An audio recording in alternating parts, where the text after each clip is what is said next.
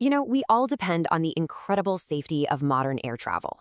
But behind the scenes, there's this constant battle being fought, not just with complex machinery, but with the elements themselves.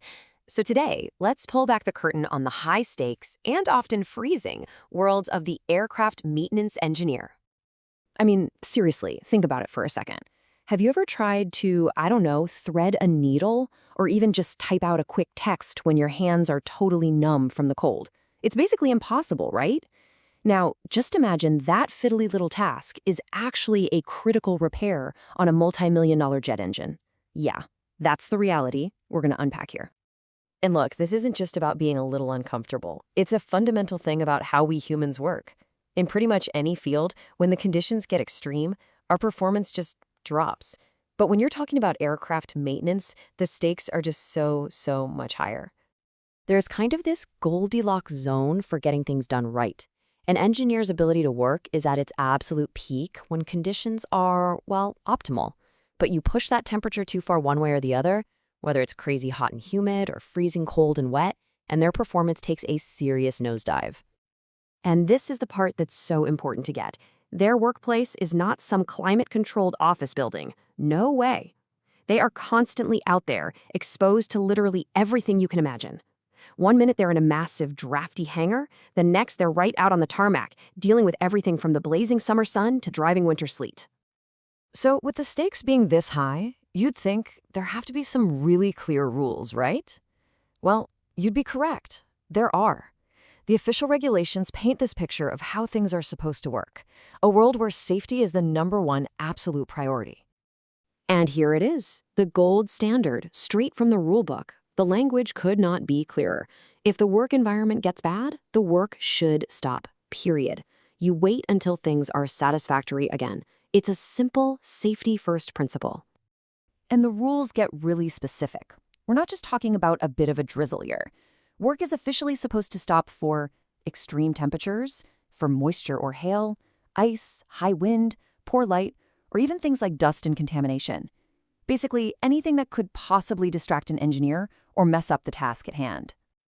But here's where that ideal world of regulations just smacks right into the hard reality of the aviation industry. Because at an airport, there is one thing that is always ticking: the clock. This right here. This is the heart of the problem.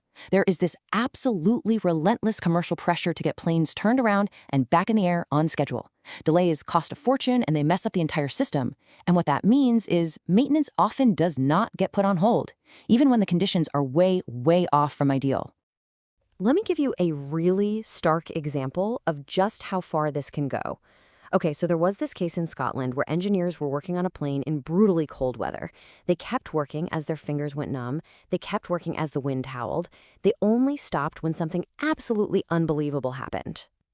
You heard that right. The actual lubricant they were trying to apply to the aircraft, it froze solid in the container. That's the point when they finally called it quits. It's a shocking detail, but it just goes to show how much pressure there is to bend or sometimes just flat out break the rules. Okay, so let's shift gears from the rules and the pressures and talk about the direct physical impact on the engineers themselves. Because this is about so much more than just feeling cold or getting a bit wet. It's about how these conditions mess with their ability to do the job safely. It's this dangerous domino effect, right? First, you've got the extreme cold. That leads to numb fingers. Numb fingers mean you lose your dexterity.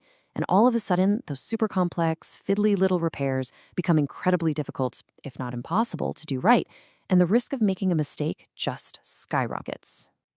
And it's not only the cold. I mean, can you imagine trying to work on a platform high off the ground while you're being battered by strong winds?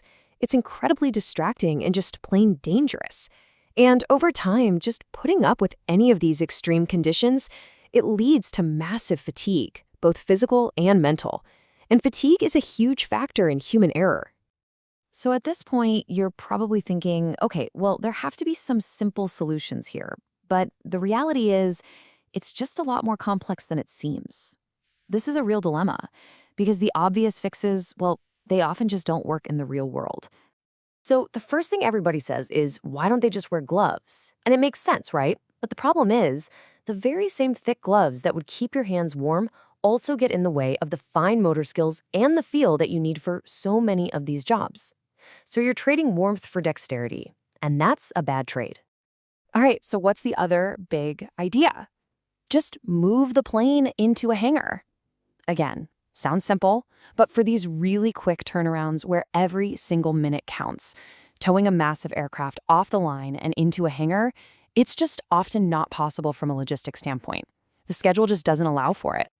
So you see the trap they're in. This is the whole point. The engineers are stuck. They are caught in this three-way squeeze between the official safety rules that say stop, the relentless commercial clock that's screaming go, and the very real physical limits of their own bodies. And that really leaves us with a final, really important question we have to think about. We all want our flights to leave on time. Of course we do. But in that constant, frantic race to stay on schedule, you have to ask, what is the true cost of that compromise?